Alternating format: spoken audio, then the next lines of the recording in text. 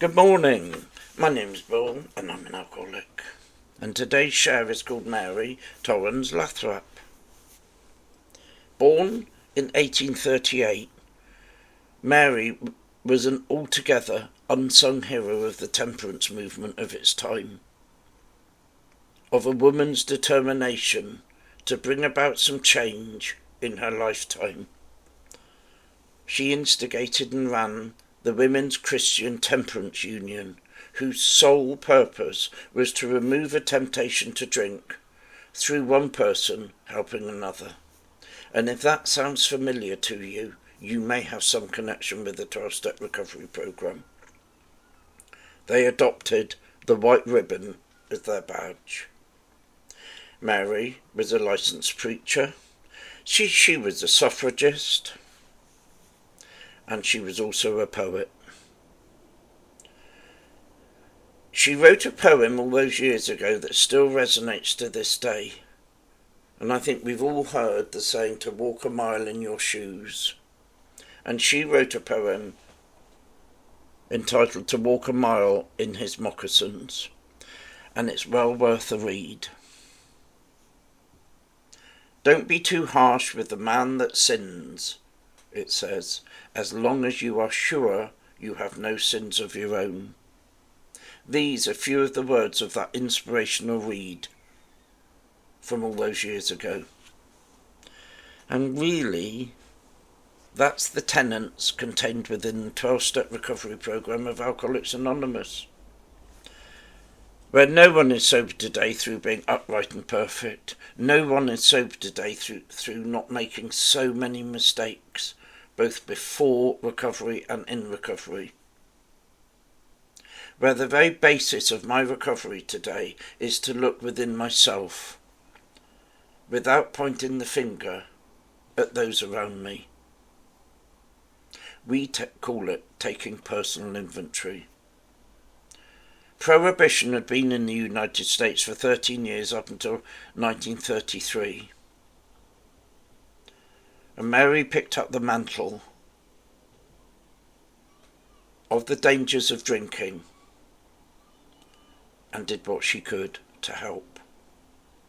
Today, in recovery, I'm in effect walking in the moccasins of those that tasted sobriety, tasted recovery before me, where the mistakes and failures of the first 100 people in Alcoholics Anonymous have been studied, they've been looked at, they've been rectified, and we've ended up learning from them.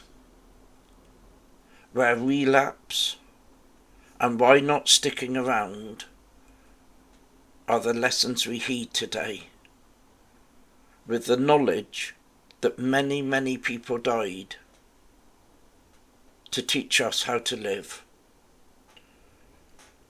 Recovery, the spiritual journey that is contained within the steps, is not an exact science.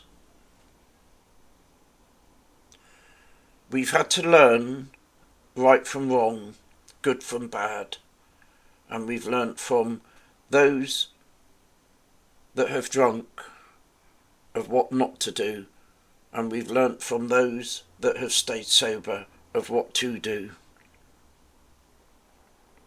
Knowledge is power to the sober alcoholic. The knowledge of what to do, when to do it, and what not to do. The knowledge of past mistakes and of long-term sobrieties are lessons I have to live with today, and I live by today. For it's learning and understanding why people drank and what not to do is just as important as learning about what to do and how to stay sober from those people who have got long-term sobriety. So when I'm asked to help another alcoholic, it's very simple. I just try and apply the same teachings that were written in that poem of 1860.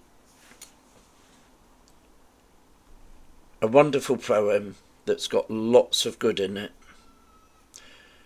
And just for a minute, maybe I'll read that poem out to you. And originally, when it was written, it was called Judge Softly. But today we know it as To Walk a Mile in His Moccasins. And it went something like this. Pray don't find fault with the man that limps or stumbles along the road, unless you have worn the moccasins he wears or stumbled beneath the same load. For there may be tears in his soles that hurt, though hidden away from view, the burden he bears placed on your back may cause you to stumble and fall too. Don't sneer at the man who is down today unless you have felt the same blow that caused his fall or felt the shame that only the fallen know. You may be strong, but still the blows that were his unknown to you in the same way may cause you to stagger and fall too. Don't be too harsh with the man that sins, or pelt him with words or stone or disdain, unless you are sure you have no sins of your own, and it's only wisdom and love that your heart contains. For you know if the temper's voice should whisper as soft to you as it did to him when he went astray, it may cause you to falter too. Just walk a mile in his moccasins before you abuse, criticise and accuse. If just for 1 hour you could find a way to see through his eyes instead of your own muse, I believe you'd be surprised to see that you've been blind and narrow-minded, even unkind. There are people on reservations and in ghettos who have so little hope and too much worry on their minds. Brother, there but for the grace of God go you and I. Just for a moment slip into his mind and traditions and see the world through his spirit and eyes before you cast a stone or falsely judge his conditions. And remember to walk a mile in his moccasins, and remember the lessons of humanity taught to you by your elders. We will be known forever by the tracks we leave in other people's lives, our kindliness and generosity. Take the time to walk a mile in his moccasins. And that was the poem by Mary T. Lathrap, who died in 1895. Build the Shirt, Bristol.